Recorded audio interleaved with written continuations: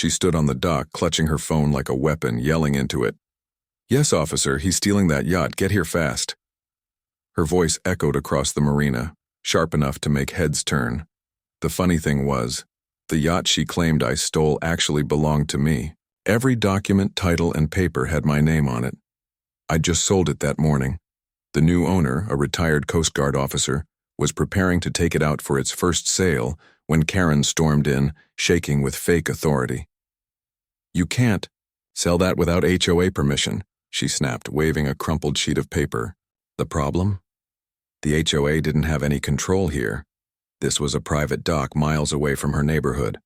But try explaining that to someone who thought she ruled the entire coast. I tried to keep calm.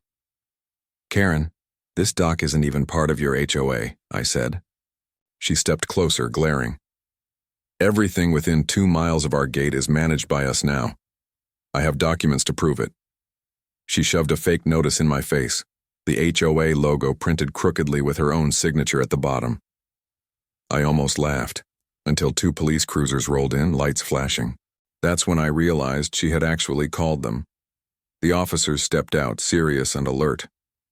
"Sir, we received a report of a stolen vessel," one said, looking me over. Karen folded her arms proudly. "That's him. He's selling stolen property." I opened my briefcase and handed over the sale documents, notarized just hours earlier. "You might want to look at the signature on this line," I said quietly. The officer scanned the page, his brow furrowing. "Wait, this was processed through the Federal Registry this morning. That means, I interrupted, locking eyes with Karen. "You just filed a false report on federal property." Her smirk vanished instantly. Before anyone could react, a voice crackled over the officer's radio. "Dispatch to Unit 4. Run a check on that HOA lady's name. She's listed in an ongoing investigation. Stand by." Karen's face went pale. The officer pressed his radio closer. "Say again, dispatch."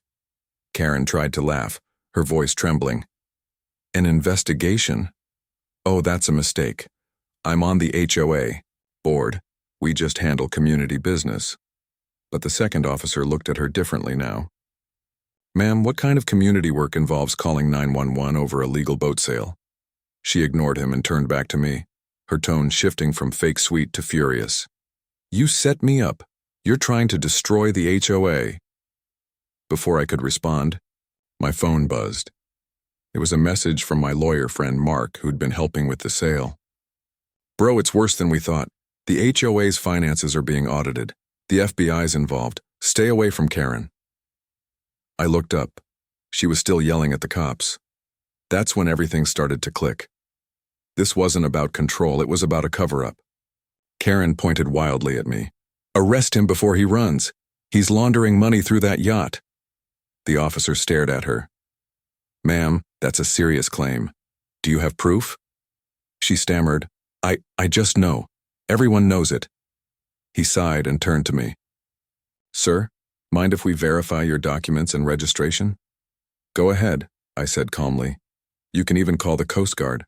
The buyer works with them." Karen's jaw tightened. She muttered under her breath as the officers checked my paperwork. Then another radio call came through. "Sergeant, you're going to want to hear this. The HOA president and treasurer were just detained by federal agents. Fraud and property racketeering." Karen's face drained of color. "That's not possible. They're good people." The officer looked at her carefully. "Then why does your name appear on the same financial transfers?" She stumbled back, her phone slipping into the water. "No, this can't be happening." Right there on the dock, the woman who tried to ruin me realized she wasn't just losing her power, she was losing everything. Karen's knees shook as officers surrounded her. The once bossy HOA queen stood frozen, eyes wide at the flashing lights reflecting off the waves. "There has to be a mistake," she whispered. "I didn't do anything wrong. They told me it was just paperwork." One officer gently took her arm. "Ma'am, we're detaining you for questioning. You have the right to remain silent." She jerked away. "No, I need to call my attorney or the HOA president. He'll explain everything." The officer shook his head.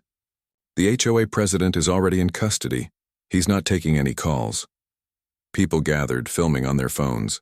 Neighbors, marina workers, even the new yacht owner. It was like watching a local legend crumble in real time. Karen's eyes darted to me, full of anger and fear. "You planned this. You've been spying on us." I gave a small smirk. "Actually, I've just been collecting evidence. Remember those fake HOA fees you tried to charge me? Turns out, you sent the money to a personal account in Florida, under your own name." She froze, speechless. I showed my phone to the officers, emails I'd already forwarded to the authorities. "You didn't just harass homeowners, Karen. You helped cover up tax fraud." The lead officer nodded.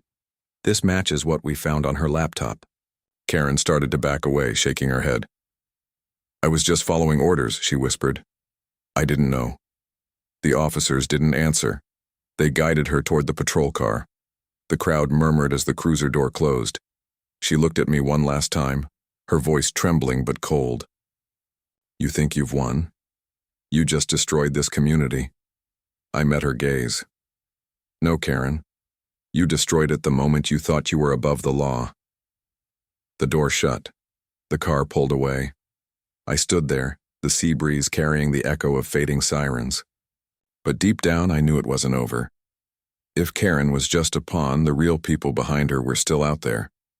A week later, the headlines hit every local channel. HOA fraud ring exposed, federal investigation expands.